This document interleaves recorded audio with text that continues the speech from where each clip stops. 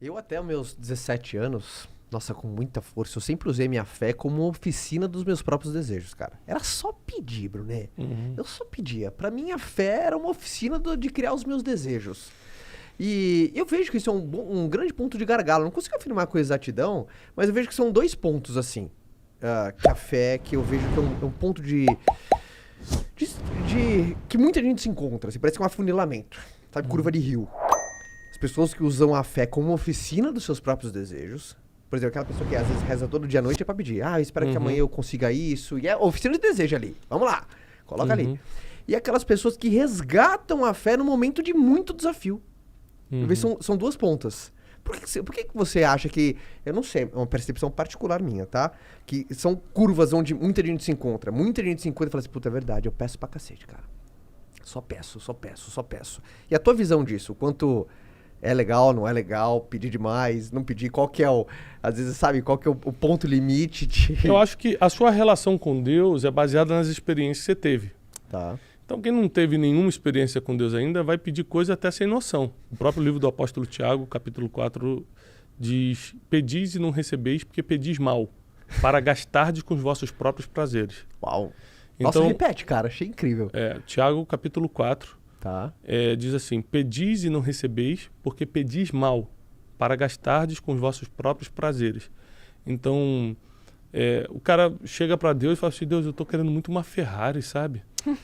Eu tô querendo me levantar nessa vida. Eu falo, cara, por que eu vou dar uma Ferrari pra esse cara? Não tem sentido, sabe? E tem gente pedindo aquilo que quer para Deus, que é como se fosse pedir uma Ferrari. Não tem sentido para Deus. Eu falo, não tem sentido eu te dar isso. E tem gente que tá pedindo algo pelo outro, às vezes. É pedir e é legal isso, né? Tem gente que acha que Deus é seu servo, que Deus vai atender tudo. E, na verdade, Deus dá conforme a sua vontade. Então, antes de você se tornar um perito em pedir, entenda qual é a vontade de Deus. Que é muito mais fácil você encaixar o teu pedido com aquilo que ele quer. Vou dar um exemplo. Eu tenho uma oração, uma pregação minha no YouTube chamada Oração Inteligente. Tem quase 3 milhões de views no YouTube, só essa pregação. Tá. E eu explico o seguinte: por que a oração inteligente? Porque tinha uma mulher em Israel chamada Ana, que era, quando não pode ter filho, me fugiu, estéril. Era estéril. Tá. E o sonho dela era ter um filho, e ela não conseguia ter filhos. E naquela época podia ter mais de uma esposa. O marido dela, Eucana, tinha uma outra esposa chamada Penina, que tinha filhos e ficava caçoando dela. Então, todo ano ela subia no lugar onde era feita a adoração, que na época não tinha Jerusalém, e ela estava em formação, esse processo de Jerusalém e tal, e ela sacrificava ao Senhor e pedia um filho. E a Bíblia diz que Deus, vendo que ela estava sendo caçoada por outra, Deus intervém a favor dela. Porque a Bíblia diz assim que quando o teu inimigo cair, não ria dele. Porque Deus pode ver isso e ter misericórdia do inimigo. Então, assim, cara, a Bíblia é muito perfeita. O negócio foi escrito 1000 anos antes, encaixa com o que está acontecendo aqui. É um negócio assim, cara, é muito perfeito. Meio aquela coisa que um cara caiu, nunca torça contra alguém, né? Exatamente. Não, segue tua vida, deixa a justiça de Deus cuidar. Da mesma forma, não procura a justiça própria. A Bíblia diz que nós temos um advogado, Jesus Cristo, é ele que resolve. E eu creio nisso e estou de pé até hoje, 40 anos de idade, estou seguindo. Tá. Então, ela pede e Deus apressa o pedido dela primeiro porque ela estava debaixo de perseguição. Toda vez que você está debaixo de uma perseguição, de uma calúnia, de alguém querendo competir com você, sendo injusto com você, Deus sempre fica do lado do mais fraco. Deus sempre fica do lado do órfão e da viúva. Está na Bíblia, está escrito, não é o que eu acho, não. Então, nunca oprima o mais fraco, que geralmente Deus toma um partido do mais fraco. Segunda coisa que a gente aprende aqui é que ela começa a pedir um filho a Deus, começa a pedir um filho a Deus, começa a pedir um filho a Deus e Deus nunca dá. Mas tem uma época que o povo de Israel começa a pedir um profeta. Nós precisamos de um profeta, nós precisamos de um profeta. Ele fala, caramba, eu preciso fazer nascer um profeta. Deixa eu ver quem está na fila dos pedidos de filho. Então ela queria um filho, Deus queria um profeta. E aí em um dos anos ela faz uma oração. Ela fala assim, ela alinhou a oração dela. Se tu me deres um filho, eu te devolvo o mesmo filho como um profeta. Ele falou, fechado, pronto. Deus dá o filho para ela no mesmo ano. Tira a vergonha dela, porque aí acaba aquela perseguição, a outra para de caçoar, não sei o que, papá. E ela pega Samuel, nasce o famoso profeta Samuel, daí vem o famoso profeta Samuel, que foi o profeta que ungiu Davi a rei, pai de Salomão. E E ela devolve ele no templo e fala assim, ó, tá aqui meu filho. Quando ele desmamou, ela levou no templo e falou, tá aqui, eu devolvo. Aí a Bíblia diz, e Ana volta para casa e tem muitos outros filhos e filhas. Então, é uma história assim que mexe muito com a minha fé, porque é você alinhar a sua oração com a vontade de Deus. Aí as coisas acontecem. Se eu pedir coisa que não tem nada a ver, Deus fala, tá doido. É a mesma coisa, eu tenho 4 filhos. Meu filho José chega, pai, você me ama? Claro, filho, te amo. Me dá uma Lamborghini? Não tem sentido nenhum esse pedido. Não tem sentido, você não tem idade, você não tem carteira. A gente não tem dinheiro para isso. Eu vou pedir pro tio Caio, quem sabe ele transfere. Tio Caio faz um pix pra gente. Mas isso é uma coisa que eu sempre falo, né? É o quanto a gente julga as coisas. Ah, tá dando errado. Mas tá dando errado porque dentro do seu julgamento você acha que tá dando errado. Uhum. É o seu modo de ver, a sua interpretação. É o seu modo de ver. E lá na frente, em algum momento, isso vai fazer sentido do porquê que tá dando errado, mas na verdade tá dando certo. Isso tem a ver com uma frase que eu coloquei num dos meus últimos livros. Agora eu coloquei o seguinte: o que você chama de problema, Deus chama de treinamento. Então para você é um problema. Espetacular. Exato. Entendeu? Você tá vendo como um problema. Deus que tá lá de cima já viu a linha do tempo toda, viu a timeline, já viu. Ele falou: isso aqui é um treinamento necessário para você entender isso aqui na frente. Só que você não consegue chegar lá na frente, então você acha que é só um problema. Cara, não é um treinamento. É muito bom viver assim, com essa linha. Não facilita o encarar de cada coisa? Não, facilita muito. A gente acabou, por exemplo, de perder uma amiga muito querida, morreu. Ataque do coração do nada, nova. Buf.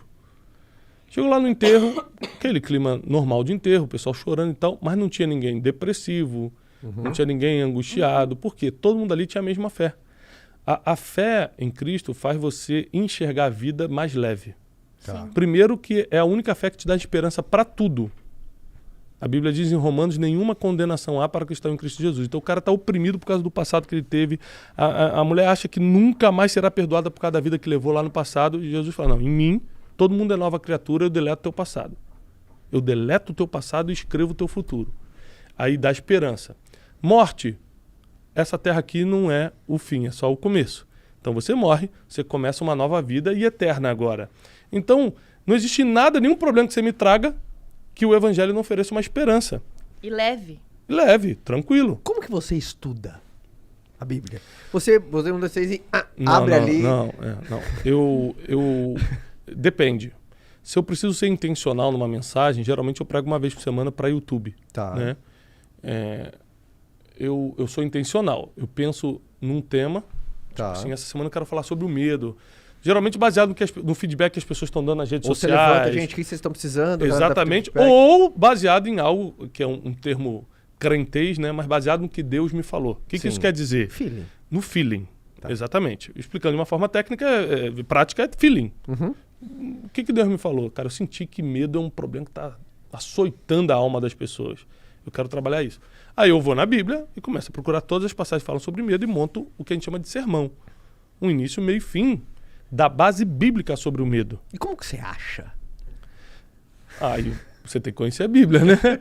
Você tem que conhecer a Bíblia. Isso, né, você tem que conhecer a Bíblia. Agora, para quem não conhece, hoje a gente tem uma facilidade na tecnologia que são as Bíblias online. Sim. Você entra numa Bíblia online de aplicativo, digita medo, vai aparecer todos os versículos. Meu maior desafio, eu estudei em colégio religioso até os meus 14 anos de idade. Eu tinha aula de religião, eu lia a Bíblia 2 horas por dia. O meu maior desafio, principalmente quando você é, enfim, e quando você é novo e você, muito mais, como você falou, às vezes você aprende pelo olhar de um terceiro, não é o teu olhar e a tua sensibilidade, é o que você falou, a sua água não fica tão limpa assim, mas eu sempre questionei porque não existia um plano cronológico. Você me perguntou isso, né? Por que não existe essa cronologia? Existe, né? Começa em Gênesis, termina em Apocalipse, mas não tem um sentido lógico como um livro, capítulo 1, capítulo 2, capítulo 3. Não, e não necessariamente a Bíblia, do jeito que está posta ali, não é uma ordem cronológica de verdade. Sim. Né? Então tem livros que aparecem primeiro, mas foram escritos depois em ordem cronológica. É por isso que você precisa estar debaixo de uma orientação. Uma coisa que eu estou fazendo muito no Café com Destino pela manhã é orientando as pessoas a como ler a Bíblia. Isso é muito legal, cara. Porque desde os nossos amigos, né? Pô, Tiago Negro, outros amigos já chegaram para mim, cara, me ensina a ler a Bíblia. E você falou pro Negrão, falou assim, Negro, você sabia que a palavra mais dita na Bíblia é dinheiro? Eu lembro que quando você disse mudou a vida dele, cara. Isso aí. Eu não acredito. acredito que dinheiro é a palavra mais Ele falou, não quero saber o negócio da Bíblia, não, e tal. Eu falei, cara, você sabia que a palavra mais citada na Bíblia dele? Ele falou, mentira. Eu falei, vou te dar uma Bíblia. Dei uma Bíblia pra ele e começou. E um dos desafios do negro mais legal que ele fala, que um dos mais gostou também foi do Salomão, né? Que ele fez o desafio do Salomão. Exatamente. Porque eu aconselhei a começar lendo pelo livro de Provérbios, que é o livro de Salomão. E é muito aplicado para o dia a dia o livro de Salomão. O Provérbios é um livro muito atual até hoje, né? Aliás, toda a Bíblia é muito atual. E o que não parece atual, mas isso aqui o cara fazia um sacrifício de animal para não sei tal coisa, aí vira histórico, não é desatual, não é desatualizado, é só histórico. Tá. Você entende como foi o processo cultural até a gente chegar nessa evolução de hoje. Uhum. Então, eu sou um defensor da leitura bíblica, não necessariamente deixo claro da religião, mas da leitura bíblica eu sou um defensor e eu acho que esse é o caminho para a gente resolver vários problemas que estão acontecendo na sociedade.